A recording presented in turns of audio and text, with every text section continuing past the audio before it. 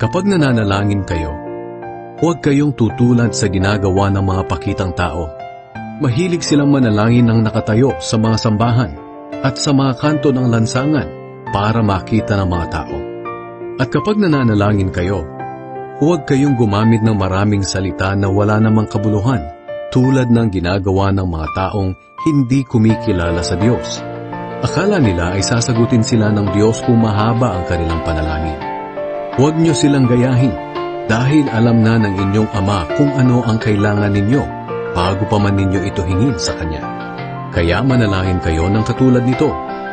Ama naming nasa langit, sambahin nawa kayo ng mga tao. Naway magsimula na ang inyong paghahari at masunod ang inyong kalooban dito sa lupa tulad ng sa langit. Bigyan niyo po kami ng aming pagkain sa araw-araw.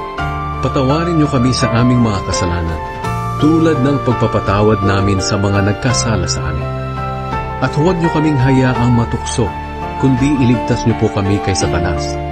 Sapagkat kayo ang hari, ang makapangyarihan at dakilang Diyos magpakailanman.